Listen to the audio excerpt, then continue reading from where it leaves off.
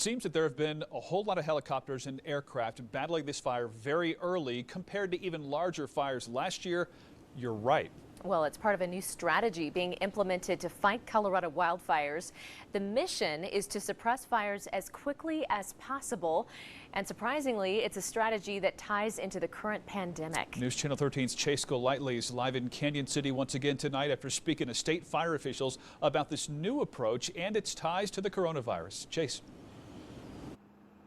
Bart, Heather, roads are still closed here in Canyon City, but we did see a lot less smoke here today compared to yesterday. And that's likely due to a new aggressive state policy when it comes to battling wildfires. One after another. Helicopters and airplanes relentlessly dropping water and fire retardant on the YMCA fire for a second day like clockwork.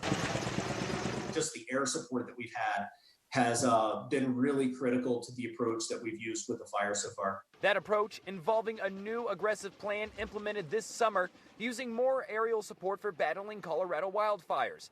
Brant Porter with the Bureau of Land Management says the goal is to get on top of fires more quickly. Keep it small and, get a handle on it as soon as we possibly can.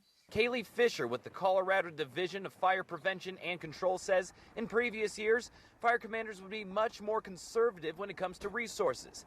Now, because of COVID-19, that strategy has changed to have less people battling flames on the ground. That's why you're seeing a lot more resources. And to avoid mass gatherings in public when fires get too close to homes. To forestall the need for those large evacuation shelters and the sprawling base camps for firefighters, at a time when the risk of contracting the virus remains pretty high. As for the cost of this more aggressive approach, Fisher says depending on the contract, it can actually be cheaper than dragging the fire out. The faster the fire is extinguished, the less money is spent on supplies for firefighters, from fire retardant down to items like food and water. So the longer a fire goes on, higher those costs accrue. And while the mission is to take down each fire faster than ever, Fisher reminds us each and every fire still presents a unique set of challenges. COVID-19 is also changing the way fire crews can rest after battling fires.